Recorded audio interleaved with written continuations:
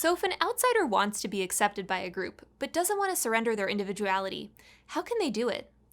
Accruing what are called idiosyncrasy credits may be the way to go. It's the idea that newcomers to a group are better accepted if they first pay homage to its established values and goals, then start to deviate in small ways.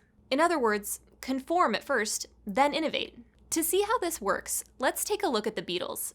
In the late 1950s, most of the top British performers had clean-cut images, and the Beatles were considered too wild. On those infamous nights in Hamburg during which they racked up their 10,000 hours of practice, the Beatles would taunt the crowd and call them Nazis. The band's manager, Brian Epstein, wanted to clean up the band's reputation. In order to help the band accrue some idiosyncrasy credits, Epstein laid some ground rules. They were no longer allowed to drink or swear on stage. They were to wear suits instead of leather jackets, and to bow at the end of each song. Ringo had to promise to shave off his beard and to always comb his hair forward. As Lennon described years later, all the rough edges were being knocked off us. Still, the strategy was effective. Bookings picked up, and within months they had a contract and a hit single, Love Me Do. At the height of their fame, in 1966, the Beatles began spending all those idiosyncrasy credits. They dispensed with their polished haircuts and embarked on unusual solo projects.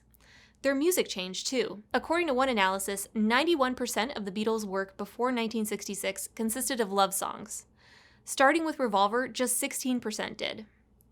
To get a sense of how far they veered from I Wanna Hold Your Hand, listen to the White Album's Revolution 9, an 8-minute sound collage whose only lyrics are the words number 9. Number 9, number 9, number 9.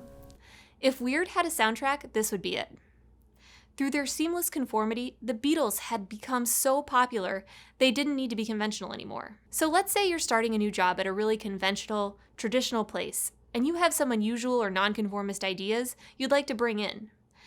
Gather idiosyncrasy credits by first reassuring people that you can be normal, then spend those credits by gradually deviating from group norms and fully unleashing your weirdness.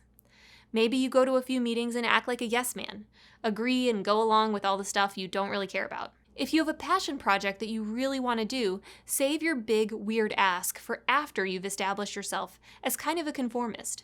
It sucks to pretend in that way, but it will help encourage your straight-laced boss to greenlight that big, weird thing that you want. In short, if you can be a little patient and a little normal at first, you can accrue enough idiosyncrasy credits to truly let your freak flag fly.